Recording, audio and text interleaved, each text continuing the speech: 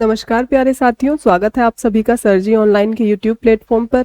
तो कैसे हैं आप सब और कैसी चल रही है आपकी एग्जाम की प्रिपरेशन? भाई एग्जाम डेट भी अनाउंस हो चुकी है, तो जल्दी ही आपका एग्जाम भी होने वाला है। तो आप सब कुछ भूल के यारी दोस्ती को कुछ टाइम के लिए साइड करके अपने एग्जाम की तैयारी में लग जाइए, क्योंकि इस तरीके की गोल्डन अपॉर्चुनिटीज जो है बार बार देखने के लिए नहीं मिलती। तो फिलहाल अभी जो सामने है उसका भाई फायदा उठाइए, अपनी तैयारी कीजिए ताकि आप एक अच्छा स्कोर कर सके और एग्जाम में अपना सिलेक्शन ले सकें। तो चलिए भाई बात कर लेते हैं हम अपने टॉपिक की। तो जो हमारा टॉपिक फिलहाल चल रहा है वो है एवरेज। ठीक है, 4 क्लासेस अभी तक हम कर चुके हैं और जितने भी टाइप के क्वेश्चन इस चैप्टर से आते हैं वो सारे ही टाइप मैंने आपको कवर करा दिए हैं।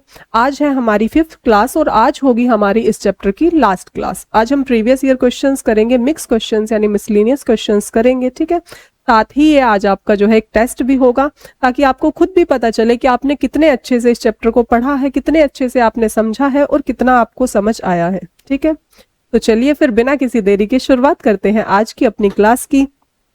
तो आज की क्लास हमारी होगी एवरेज की 5th क्लास, जिसका हमारा फर्स्ट क्वेश्चन रहने वाला है 9 संख्याओं का औसत 30 है, पहली 5 संख्याओं का औसत 25 है और अंतिम 3 संख्याओं का औसत 35 है।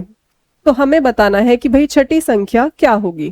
तो इस तरीके का क्वेश्चन हम पहले भी कर चुके हैं, इस टाइप का क्वेश्चन मैंने आपको कराया है। तो ये आपके जो है अभी यूपी पुलिस का जो एग्जाम हुआ था रिसेंटली, जो री एग्जाम था, उसमें ये क्वेश्चन आया हुआ है। ठीक है, तो आपको इस क्वेश्चन को पहले खुद से करके देखना है, अगर नहीं हो पाता है देन आप सॉल्यूशन देखेंगे। ठीक है, तो चलिए भाई हमारी बात हो रही है यहाँ पर 9 संख्याओं की। तो हमारी पहली संख्या, दूसरी संख्या, तीसरी, चौथी, पांचवी, छठी, सातवीं, आठवीं और लास्ट है हमारी 9वीं संख्या। इन 9 संख्याओं का हमें एवरेज दिया गया है और कहा गया है कि भाई एवरेज है आपका कितना, 30 है। ठीक है, मैंने आपसे कहा था कि जब भी आपका जो है एवरेज दिया गया हो तो आपको क्या मान के चलना है कि आपके सारे ही नंबर्स क्या है, सेम है। यानी अगर आपका एवरेज दिया गया है 30 तो आपको ये मान के चलना है कि आपका हर नंबर क्या है, 30 है। ठीक है, तो आपकी शुरू की 5 संख्याओं का एवरेज कितना दिया गया है, आपको 25 दिया गया है। बट मैंने आपसे कहा कि आपको हर नंबर को 30 मान के चलना है और मैंने आपको ये भी बताया था कि अगर आपकी प्रत्येक संख्या समान होती है तो आपका एवरेज भी वही रहता है जो आपकी संख्या है। यानी अगर आप हर नंबर को 30 मान के चल रहे हैं तो आपका एवरेज भी क्या होगा, 30 होगा। बट यहाँ पर आपका एवरेज है कितना, 25। तो यानी आपके पास कितना कम है, आपके पास 5 कम है जितना आपको चाहिए। 30 चाहिए था बट है 25, तो 5 कम है। अब एवरेज 5 कम है तो सम कितना कम होगा, तो सम होगा आपका 25 कम। अब बात कर लेते हैं आगे। कहा गया है कि जो अंतिम 3 संख्याएं हैं उनका एवरेज है आपका कितना, 35 है। तो भाई अंतिम 3 संख्याओं का एवरेज 35 है बट होना चाहिए था 30, यानी कितना ज्यादा है आपके पास, 5 ज्यादा है। एवरेज 5 ज्यादा है तो सम कितना ज्यादा होगा, तो सम होगा आपका 15 ज्यादा। ठीक है, अब सम ज्यादा है, ओवरऑल जब आपने इसको सॉल्व किया तो आपको कितना मिला, 10 मिला। ठीक है, तो ये 10 आपको क्या बता रहा है, ये 10 हमें बता रहा है कि जो संख्या आपको चाहिए आपके पास उससे 10 कम है। तो जब मेरे पास 10 कम है तो मैं क्या करूंगी भाई, 10 ऐड करूंगी। किसमें, मैंने तो प्रत्येक संख्या को 30 माना था ना, तो ये भी संख्या 30 है बट मुझे जितनी चाहिए उससे मेरे पास 10 कम है, तो मैंने 10 ऐड भी कर दिया इसमें। तो ओवरऑल आपका जो आंसर आया वो क्या आया, 40। तो आंसर आ गया है आपका। सेम इसी टाइप का क्वेश्चन मैंने आपको कराया था तो आपको समझ भी आया होगा, और अब जब आपने खुद से करके देखा होगा तो आपको पता भी चल गया होगा। ठीक है, तो चलिए अब आ जाते हैं हम अपने नेक्स्ट क्वेश्चन पे। तो अगला क्वेश्चन है हमारा, ए और बी की औसत मासिक आय 1400 रुपए है। बी और सी की जो मासिक आय है औसत वो है 1560 रुपए और ए और सी की औसत मासिक आय है आपकी 1440 रुपए। ठीक है, तो सी की औसत मासिक आय बतानी है आपको। ठीक है, तो देखो भाई अब आपको दी गई है पहले ए बी की, बी सी की और सी ए की। हमें सिर्फ सी की बतानी है, औसत कह लीजिए या फिर मासिक आय कह लीजिए, क्योंकि एक सिंगल चीज का तो कोई एवरेज होता नहीं है। ठीक है, तो उससे कुछ फर्क नहीं पड़ना, ये मान लीजिए हमें सी की वैल्यू बतानी है। तो देखो भाई अब ए और बी का एवरेज कितना था, 1400। तो भाई जब मुझे एवरेज पता है तो मैं सम भी निकाल सकती हूँ। हम कैसे निकालेंगे, average multi number of observation, 2 संख्याओं की बात हो रही है। अब बात कर लेते हैं आगे, बी और सी जो है इनका भी हम सम निकाल लेंगे। सम मैं क्यों निकाल रही हूँ, क्योंकि मुझे सिर्फ सी की वैल्यू चाहिए ताकि मैं इन सब की वैल्यू निकाल सकूं, उसके बाद इनमें से सिर्फ सी की वैल्यू मुझे पता चल सके। ठीक है, तो इनकी वैल्यू थी आपकी 1560। अब यहाँ भी 2 है नंबर्स, तो 2 की मल्टी हो जाएगी। उसके बाद आ जाता है आपका सी प्लस ए, इसका एवरेज है आपका 1440। यहां भी हम 2 की मल्टी करेंगे। अब देखो ए आपका 2 बार आया है, बी भी आपका 2 बार आ रहा है और सी भी आपका 2 बार आ रहा है। तो जब ये सब 2 बार आ रहे हैं तो मैं इनको डायरेक्टली लिख सकती हूँ कि भाई 2a plus 2b plus 2c। ठीक है, यहां भी तीनों में 2 आया हुआ है तो मैं इस 2 को कॉमन ले सकती हूँ और यहां लिख सकती हूँ मैं कि भाई 1400 प्लस 1560 प्लस 1440। ये मैंने लिख लिया। अब यहां पर जो 2 है यहां भी 2 है, तो ये आपस में आपका क्या होगा, कैंसिल हो जाएगा और यहां सिर्फ आपका क्या बचेगा, a प्लस बी प्लस सी। ठीक है, अब ये मुझे कॉमन लेके बिल्कुल काटने की तो जरूरत है नहीं, इतना तो आप समझ सकते हैं। अब आपने पूरा चैप्टर पढ़ा है तो जल्दी जल्दी चीजों को करना भी सीख लीजिए। ये नहीं है कि बिल्कुल एक एक स्टेप छोटा छोटा सा भी करना पड़ रहा है। ठीक है, बल्कि जब आप एग्जाम में इसी क्वेश्चन को करेंगे तो फिर आप इतना भी नहीं लिखेंगे, आप डायरेक्टली करेंगे। ठीक है, तो देखो भाई, अब जब हमने इसका सम किया तो हमें क्या मिला, 0 0, और ये हो गया आपका, ठीक है, 4400। ये है आपका ए बी और सी तीनों का सम। मुझे सिर्फ किसकी वैल्यू बतानी है, मुझे बतानी है सिर्फ सी की। तो यहाँ पे अगर मैं ए प्लस बी की वैल्यू पुट कर दूं तो सिर्फ सी बचेगा, उसकी वैल्यू मैं निकाल सकती हूँ। अब ए प्लस बी की वैल्यू मुझे ऊपर से पता है कितनी है, 2800 है। तो यहां से मैं सी की वैल्यू आसानी से बता सकती हूँ। तो हमारी सी की वैल्यू क्या होगी, इसमें से हम माइनस करेंगे अपना 2800। तो जब आप इसमें से माइनस करोगे तो ये आपको मिलेगा 0061, यानी 1600। तो जो आपकी सी की वैल्यू है वो कितनी है, 1600 रुपए। ठीक है, इसमें तो बिल्कुल कुछ था ही नहीं, सिर्फ सिंपल सा आपको सम करना था और उसमें से आपको सी की वैल्यू बतानी थी। ठीक है, तो इनको देख के आपको ये भी पता चल रहा होगा कि भाई जो क्वेश्चंस मैंने आपको कराए हैं, एग्जाम का लेवल आपका इतना है या नहीं है। ठीक है, ये नहीं है कि बिल्कुल मैंने आपको इजी इजी करा दी और एग्जाम में तो कुछ अलग ही आ रहे हैं। ठीक है, तो अब आपको देख के ये भी पता चल रहा होगा कि भाई जिस टाइप के क्वेश्चन मैंने आपको कराए हैं, ठीक है, उस टाइप के ही आपके एग्जाम में आते हैं। इवन मैंने आपका जो लेवल है वो थोड़ा ऊपर ही रखा है एग्जाम से, बिल्कुल ये नहीं है कि टिक गए हैं उसी पे, वहीं तक रखा है, आगे कुछ पढ़ाया ही नहीं, मैंने आपको एक्स्ट्रा ही पढ़ाया है। ठीक है, अब अगला क्वेश्चन देख लेते हैं कि एक फर्म में पुरुष कर्मचारियों का औसत वेतन जो है वो 52 रुपए है, 52 है, और महिलाओं का 42 है। ठीक है, और यदि कर्मचारियों का जो कुल वेतन है औसत वो 50 है यानी 50 है, तो महिला कर्मचारियों का प्रतिशत बताइए। अब देखो भाई, इसलिए मैंने आपको एक बार बताया था कि जब आप किसी भी चीज को पढ़ो तो बहुत अच्छे से पढ़ना, ताकि आपको दोबारा उस चीज को पढ़ने की जरूरत ना पड़े, एटलीस्ट पढ़े भी तो आपको रिविजन करना पड़े। ठीक है, ये ना हो कि आपने एक बार पढ़ा और आप फिर उसको भूल गए हैं। अब इसी क्वेश्चन की अगर मैं बात करूं तो देखो भाई, इसमें प्रतिशत का भी यूज हो गया, और अभी जब हम इसको सॉल्व करेंगे तो एलिगेशन का भी यूज होगा। वैसे तो मैंने आपको कराया भी था एवरेज चैप्टर में, जब एक क्वेश्चन था तो मैंने आपको वो एलिगेशन मेथड से कराया था। ठीक है, और साथ ही एवरेज भी है। तो अब आप देखो, एक ही क्वेश्चन में आपको 3 चैप्टर्स का यूज जो है देखने के लिए मिल गया। ठीक है, तो और ये जो क्वेश्चन है ये आपका एवरेज में भी आ सकता था, आपका ये वैसे एवरेज में आया है, मैं तो एवरेज में ही मान के चलूंगी, बट इसमें आपको ये परसेंटेज में भी देखने के लिए मिल सकता है, एलिगेशन में भी। ठीक है, तो मैथ्स का क्या है कि भाई चीजें कहीं भी कोई भी उठ के आ सकती है। इतने अच्छे से पढ़ो कि पीछे भी अगर कोई आपने चैप्टर पढ़ा है और आगे उसका यूज है तो आप वहां पर उसका यूज कर सको। ये नहीं कि आपको चैप्टर फिर दोबारा से पीछे जाके देखना पड़ रहा है फिर आप उसको कर रहे हो, वहां फिर बहुत ज्यादा दिक्कत है। ठीक है, तो अब देखो भाई, पुरुष और महिलाओं की बात हो रही है तो मैंने लिख लिया कि भाई मेल और फीमेल। अब हमसे कहा गया है कि जो मेल है उनका एवरेज है 52 और जो फीमेल है उनका कितना है 42, और ओवरऑल इन सबका एवरेज कितना है 50। इस तरीके का क्वेश्चन हमने पहले भी किया है। अब यहाँ देखो, हमेशा ज्यादातर आपको देखने के लिए मिलेगा कि ये जो नंबर होता है आपका, ये एक संख्या से तो बड़ा होता है और एक संख्या से छोटा होता है। ठीक है, तो देखो भाई, अब 52 और 50 है तो इनका डिफरेंस हम यहाँ पर लिखेंगे 2, और इनका डिफरेंस आपका कहाँ पर आएगा, यहाँ पर। ठीक है, अब ये 8 और 2 ऐसी संख्याएं हैं जो किसी एक संख्या से विभाजित हो सकती हैं, बिल्कुल हो सकती हैं कि भाई ये 2 से आपकी कटेगी, तो हम इसको रेशो में लेकर चलते हैं।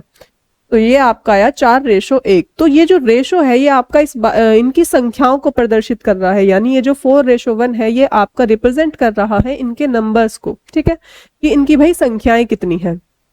अब इनकी कुल संख्या कितनी है हमें बतानी है, ठीक है, कुल संख्या से हमारा कोई लेना देना नहीं, हमें बताना है सिर्फ महिला कर्मचारियों का प्रतिशत बताना है। तो देखो भाई, महिला कर्मचारियों का अनुपात कितना है, 1, ठीक है, दोनों का इनका 4:1 है। अगर महिलाओं की बात करूं तो मैं कितनी है, 1 है। अब नीचे क्या लिखेंगे हम, कुल संख्या है, तो कुल संख्या कितनी है, 4 पुरुष है और 1 महिला है, ठीक है।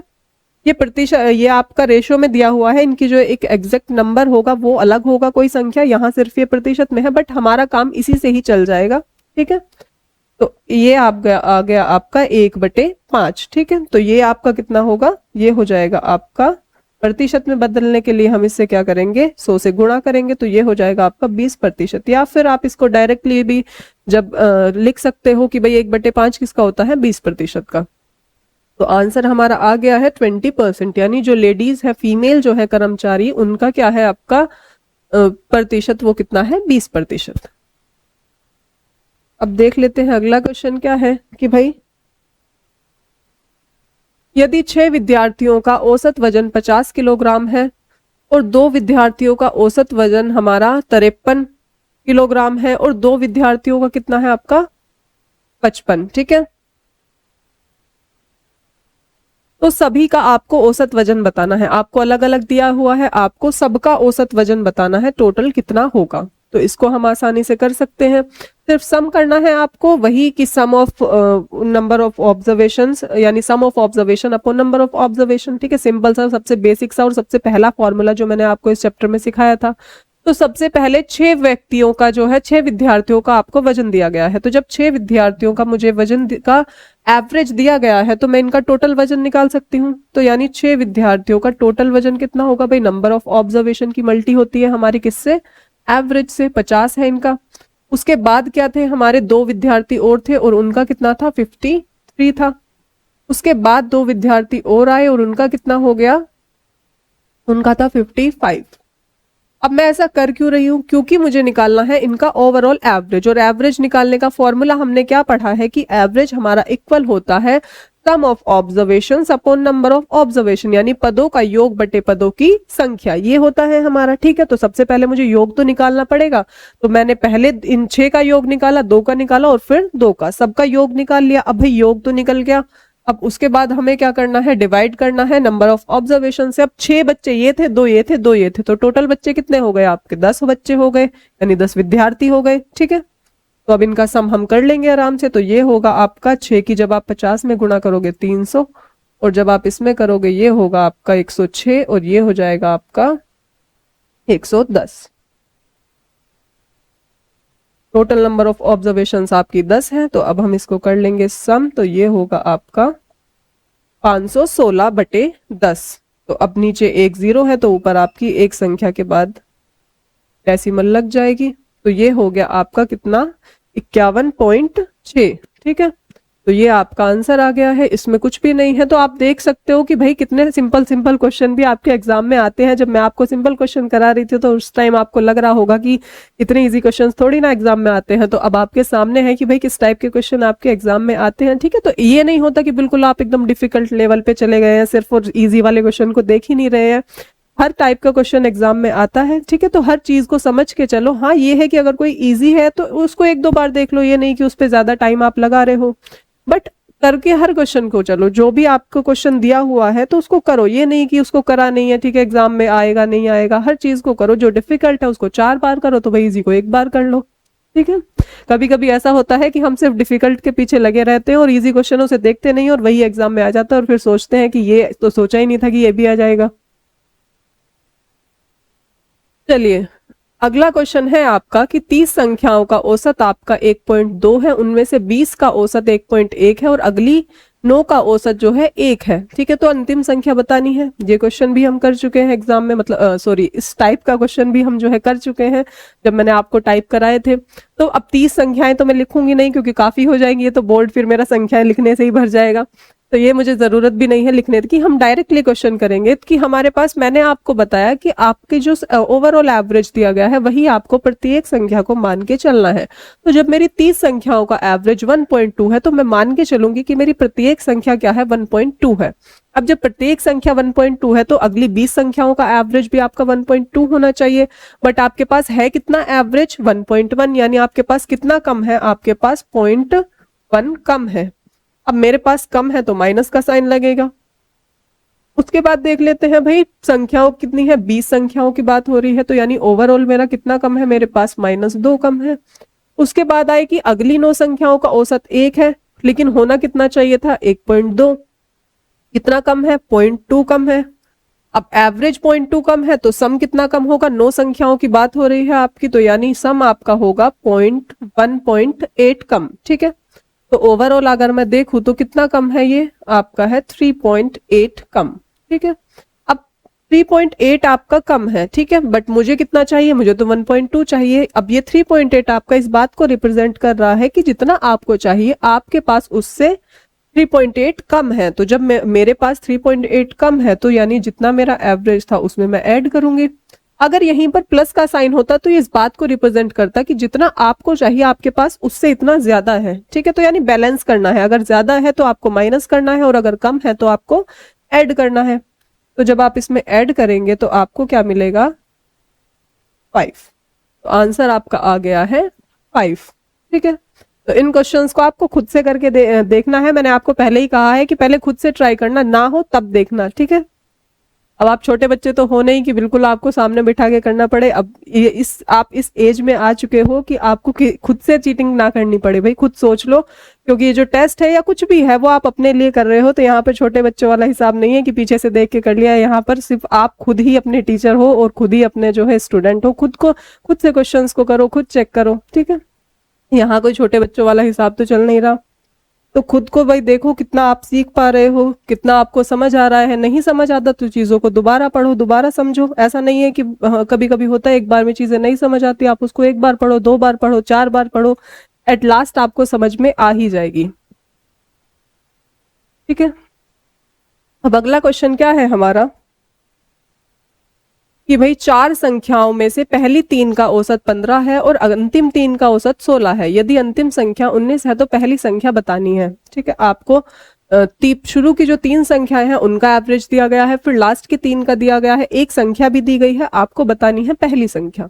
तो मैंने मान लिया कि भाई जो मेरी शुरू की 3 संख्याएं हैं वो क्या है, मेरी a plus b plus c, ये 3 संख्याएं हैं, इनका मुझे एवरेज दिया गया है। तो भाई जब मुझे एवरेज दिया गया है तो मैं सम निकाल सकती हूँ इनका आसानी से। तो सम मेरा क्या होगा इनका, 3 × 15। नंबर ऑफ ऑब्जर्वेशन 3 संख्याओं की बात हो रही है और एवरेज कितना है, 15, यानी कितना आ गया ये आपका 45।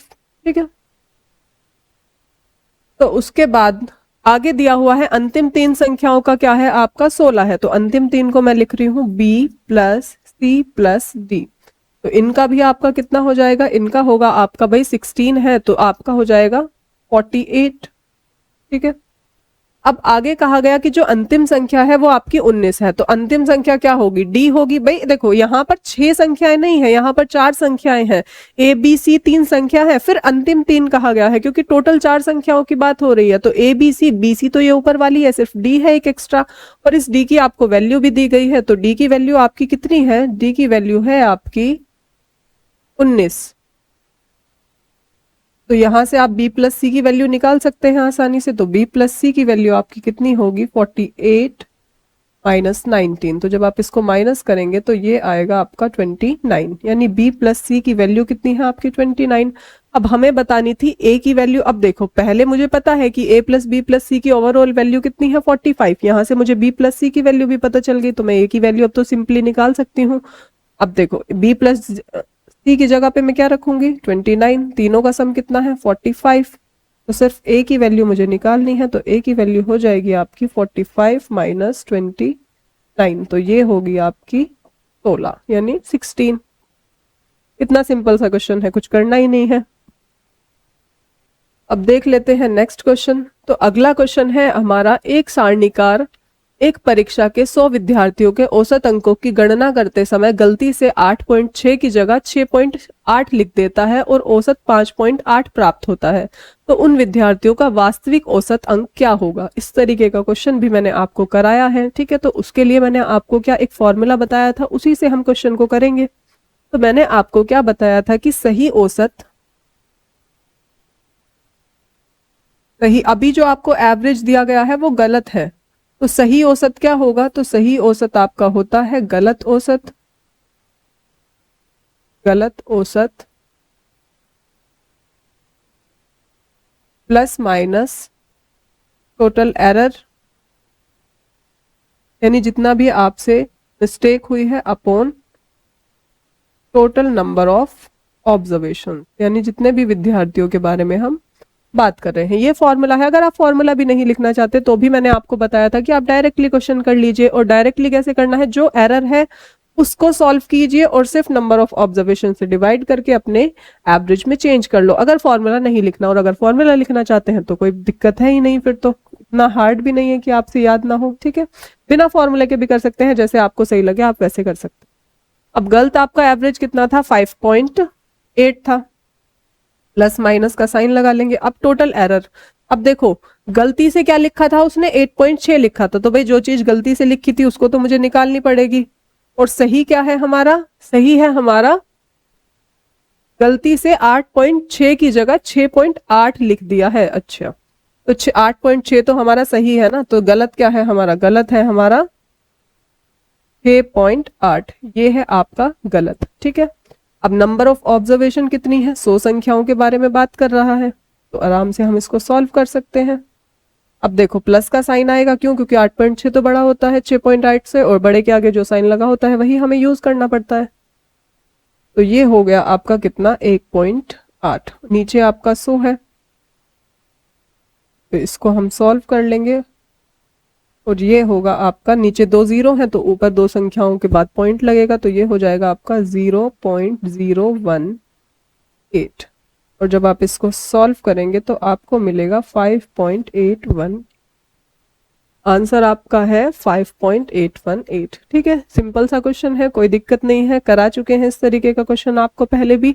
फॉर्मूला बेस्ड क्वेश्चन है, सिर्फ वैल्यूज पुट करनी है, और फॉर्मूला नहीं भी यूज करना चाहते तो भी मैंने आपको बताया है। फिर बस आपको ये वाली चीज करनी होती है, इसको आप बाद में कर लीजिए, मतलब ये है कि इसको सिर्फ ब्रेक कर देते हैं अगर आप फॉर्मूला नहीं याद करना चाहते। चलिए अब देख लेते हैं हम अपना नेक्स्ट क्वेश्चन। तो अगला क्वेश्चन है हमारा, 7 क्रमागत धनात्मक पूर्णांक का औसत आपका 126 है, इनमें से सबसे छोटा पूर्णांक बताना है, ठीक है। पूर्णांक यानी इंटीजर, धनात्मक यानी पॉजिटिव इंटीजर, ठीक है। क्रमागत यानी कॉन्जुगेटिव पॉजिटिव इंटीजर, ठीक है। आपको लगातार आने वाली संख्याएं, जो कॉन्जुगेटिव मतलब होता है लगातार आने वाली संख्याएं, पॉजिटिव यानी जो प्लस की संख्या हो, ठीक है, पूर्णांक यानी इंटीजर। तो आपको लगातार आने वाली जो संख्याएं होती हैं उनका एवरेज दिया गया है, और वो एवरेज कितना है, 126 है, 7 संख्याओं की बात हो रही है। तो ये मैंने आपको क्या सिखाया था कि जब आपके नंबर्स जो है वो एक सीक्वेंस में दिए गए हो, यानी नंबर्स के बीच का डिफरेंस अगर आपका सेम होता है तो आपका एवरेज क्या होगा। अगर आपकी नंबर ऑफ ऑब्जर्वेशंस जो है वो क्या है, वो आपकी इवन नंबर है, तो आपका क्या होगा भाई, एवरेज मिडिल 2 टर्म्स अपॉन 2। और अगर आपकी नंबर ऑफ ऑब्जर्वेशन जो है वो एक ऑड नंबर है, तो आपका जो एवरेज होता है वो मिडिल नंबर होता है। तो हमसे हो रही है 7 संख्याओं की बात, तो सबसे पहले हम संख्या लिख लेते हैं, पहली, दूसरी, तीसरी, चौथी, पांचवी, छठी और 7वीं। 7 संख्याओं की बात हो रही है। तो अब 7 कैसा है, एक ओड नंबर है, तो जब ओड नंबर है तो यहां से मैं आसानी से अपना एवरेज निकाल सकती हूँ। तो एवरेज क्या होगा भाई, 3 संख्या इधर से, 3 इधर से हटी, बीच वाली संख्या, तो बीच वाली हमारी एवरेज होगी, और एवरेज आपको दिया गया है कितना, 126, ठीक है। अब ये सारी ही धनात्मक पूर्णांक है, तो अब 126 है, हमें बतानी है सबसे छोटी संख्या। तो भाई 126 से जस्ट पहले क्या आता है, 125, इससे पहले क्या आता है, 124, और इससे भी पहले क्या आता है, 123। तो यानी आपका सबसे छोटा पूर्णांक क्या होगा, 123। यहीं पे अगर आपसे वो ओड या इवन पूछ लेता तो वही फिर 2-2 कम करके या 2-2 हम ऐड करके अगर बड़ी पूछता तो वो करते, ठीक है।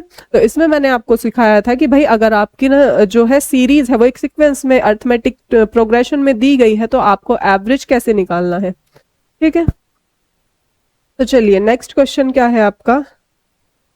एक परीक्षा में 8 विद्यार्थियों के द्वारा प्राप्त अंकों का औसत 5.1 है और 9 विद्यार्थियों के द्वारा प्राप्त अंकों का औसत 6.8 है। तो 17 विद्यार्थियों का आपको औसत बताना है। ठीक है, तो यानी हमें बताना है कुल एवरेज, और कुल एवरेज का वही फॉर्मूला है आपका कि भाई सम कीजिए और उसके बाद फिर नंबर ऑफ ऑब्जर्वेशन से क्या करना है, डिवाइड करना है। तो देखो भाई 8 विद्यार्थियों का क्या है 5.8, तो सबसे पहले मैं इन 8 विद्यार्थियों का सम निकाल लूंगी। सम निकालने के लिए क्या करेंगे हम, नंबर ऑफ ऑब्जर्वेशंस की मल्टीप्लाई करते हैं हम अपने एवरेज में। ठीक है, उसके बाद आए आपके 9 विद्यार्थी। इन 9 विद्यार्थियों का एवरेज कितना था 6.8 ये था।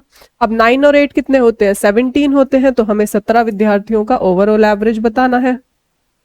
अब देखो भाई अगर मैं इस पॉइंट को भूल जाऊं थोड़ी देर के लिए और इस वाले को भी, तो आप एक चीज देखेंगे कि क्या 51 जो है आपका और 68 जो है आपका 68 यानी और 51 जो है वो दोनों ही आपके 17 से विभाजित है यानी 17 से कटेंगे। तो मैं क्यों इतनी बड़ी इसकी मल्टीप्लाई करूं, तो जो अगर मेरा क्वेश्चन आसानी से सॉल्व हो रहा है तो मैं उसको आसानी से करूंगी। तो यहां से मैं 17 कॉमन ले सकती हूँ। तो जब 17 मैंने कॉमन लिया तो यहाँ आया मेरा 0.3। ठीक है, और यहां से भी जब कॉमन लिया तो यहां आया आप मेरा 0.4।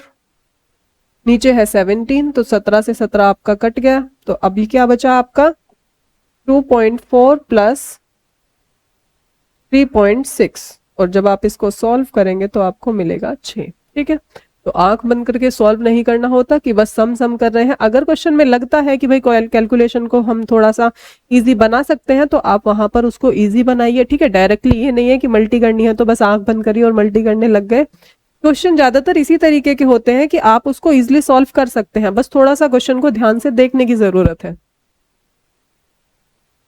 चलिए ये आपका नेक्स्ट क्वेश्चन और ये होगा आज का हमारा लास्ट क्वेश्चन। एक कार्यशाला में श्रमिकों का औसत मासिक वेतन जो है वो 8,500 है। 7 श्रमिकों का जो मासिक वेतन है वो है 10,000 रुपए और शेष का जो है वो कितना है 7,800 रुपए है। तो कार्यशाला में श्रमिकों की कुल संख्या आपको बतानी है। ठीक है, तो ये क्वेश्चन इस तरीके का क्वेश्चन भी हम कर चुके हैं, एलिगेशन मेथड से हम इस क्वेश्चन को करेंगे। ठीक है, तो चलिए भाई अब हमें पता है कि 7 श्रमिकों का तो दे रखा है। ठीक है, उसके अलावा हमें नहीं पता कि जो दूसरा वाला एवरेज है वो कितने लोगों का है। ठीक है, तो मैं इसको मान लो 2 पार्ट में डिवाइड कर लेती हूँ कि भाई एक हो गए मेरे ए और एक हो गए हमारे बी, क्योंकि यहाँ पर मेल फीमेल भी नहीं दिया हुआ। हो सकता है उन 7 में मेल एंड फीमेल दोनों हो सकता है सिर्फ मेल हो। तो चलो भाई सबसे पहले हमें दिया गया है 7 श्रमिकों का, तो हम लिख लेते हैं कि इन 7 का कितना होगा 10,000। ठीक है, उसके बाद कहा जा रहा है कि शेष जो है उनका कितना है 7,800 है, तो लिख लेते हैं 7,800। जो ओवरऑल होता है वो लिखा जाता है आपका बीच में, तो यानी ये है आपका 8,500। ठीक है, तो सॉल्व कर लेंगे हम इसको। तो जब आप इसको सॉल्व करेंगे तो ये आपका आ जाएगा कितना, ठीक है 1500, और जब इससे आप सॉल्व करेंगे तो ये आपको कितना मिलेगा 700। ठीक है, मैंने आपसे कहा कि ये जो नंबर्स दिए गए होते हैं इन्हें हमेशा लोएस्ट टर्म में कन्वर्ट कर लो या फिर रेशियो में कन्वर्ट कर लो। 0 से आपकी 0 कैंसिल, यानी ये हो जाएगा आपका 7:15। ठीक है, अब आपको जो है ये जो 10,000 वाले थे इनकी संख्या भी दी गई थी, यानी इस जो 7 का मान भी आपको दिया गया था और 7 का मान क्या है 7 ही है। तो भाई 7 की वैल्यू जब 7 है यानी 1 की वैल्यू क्या है 1 है, यानी 7 में सिर्फ मुझे 1 की गुणा करनी पड़ेगी तो मेरा असली वैल्यू जो है वो मुझे मिल गई। ठीक है, यानी हमें क्या करना है, जब इस 7 की वैल्यू 7 है तो इस 15 की वैल्यू भी हमारी क्या होगी 15 होगी। ठीक है, देखो इसको एक समझा देती हूँ मैं थोड़ा सा डिटेल में। मैं जैसे मान लीजिए ये 7 है। ठीक है, देखो जब कोई चीज रेशियो में लिखी होती है, अगर आप इसको रेशियो से हटाते हो तो इसके साथ कोई भी एक आपकी टर्म ये ऐड होती है। ठीक है, कुछ भी लिखा जाता है, कोफिशिएंट आपका रहता है इसके साथ। तो अब मान लो यहाँ पर x है, अब 7x की आपको वैल्यू दी गई है, 7x की वैल्यू आपको कितनी दी गई है 7 दी गई है, तो यानी x की वैल्यू यहाँ से आपकी कितनी आई 1 आ गई। ठीक है, अब ये जो 15 है ये भी जब यहाँ से हटेगा तो इसके साथ भी एक कोफिशिएंट आ जाएगा आपका, तो यहाँ पर भी 15x है, तो जब x की वैल्यू आपने 1 मानी तो यहाँ पर क्या होगा आपका 15 हो जाएगी। ठीक है, तो ये प्रोसेस हमें x वाला करने की जरूरत नहीं होती, हम डायरेक्टली लिख लेते हैं। तो जब आप हमें बताना है कि भाई ये टोटल कितने हैं, तो टोटल के लिए क्या करेंगे दोनों का सम कर लेंगे। तो जब आप दोनों का सम करेंगे तो आपको मिलेगा 22। आंसर आ गया आपका 22। ठीक है। तो जितने भी क्वेश्चन ये हमने आज किए हैं वो सारे ही आपके प्रीवियस ईयर क्वेश्चन हैं, यानी अभी जो यूपी पुलिस का एग्जाम हुआ था उसमें ये सारे ही क्वेश्चन आए हुए थे। तो इनको करके आपको ये भी पता चलेगा कि आपने कितने अच्छे से इस चैप्टर को पढ़ा है, कितने क्वेश्चन आप सॉल्व कर चुके हैं या कर पाए हैं। ठीक है, तो वो आपको बताना है कमेंट करके कि भाई आपने कितने क्वेश्चन सॉल्व किए हैं या कितने आप खुद से कर पाए हैं। ठीक है, तो चलिए फिर आज हमारा ये चैप्टर हो चुका है खत्म। अब हम करेंगे एक नए चैप्टर की शुरुआत और मिलते हैं अपनी नेक्स्ट क्लास में। तब तक के लिए bye bye and have a nice day.